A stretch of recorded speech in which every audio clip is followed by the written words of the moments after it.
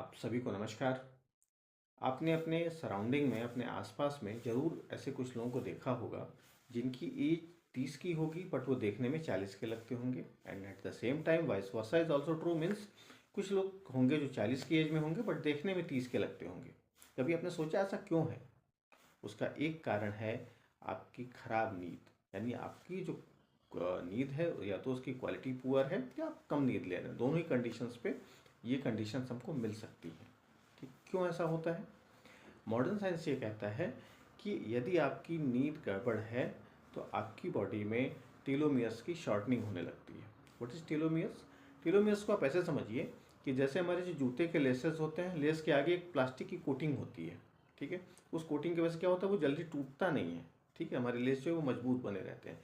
Same तरीके से telomeres होते हैं, क्रोमोसोम के आगे एक तरीके से कोटिंग है जिसकी वजह से हमारे क्रोमोसोम ज़्यादा उनमें वियर टियर नहीं रहता है।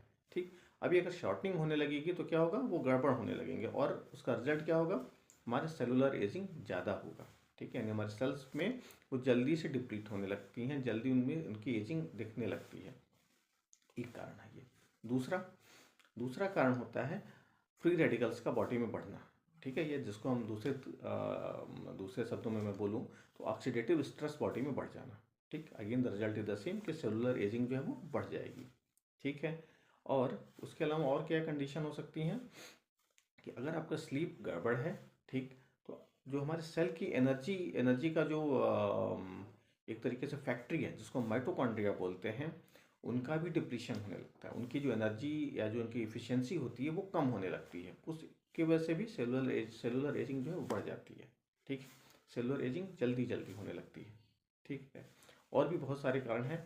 मोटा मोटा सिर्फ मेरे कहने का मतलब ये है कि अगर आपकी स्लीप डिप्राइव हुई, अगर आपकी स्लीप क्वालिटी गड़बड़ है, तो ये चीज़ें मिलती हैं इन जिनके वजह से हमारी जो कोशिकाएं हैं, जो हमारे सेल्स हैं, उनमें एजिंग की प्रोसेस ज़्यादा तेज होने लगती है।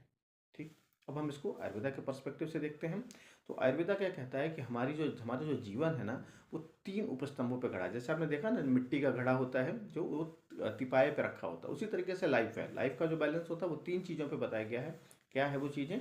आहार, निद्रा एंड ब्रह्मचर्य। ठीक है, सो निद्रा को उस समय भी इतने इतने हजार साल पहले भी एक बहुत ही इम्पोर्टेंट कंडीशन, एक पार्ट में रखा गया था। यानी जीवन का एक 3 उपस्तंभ में निद्रा को काउंट किया गया था।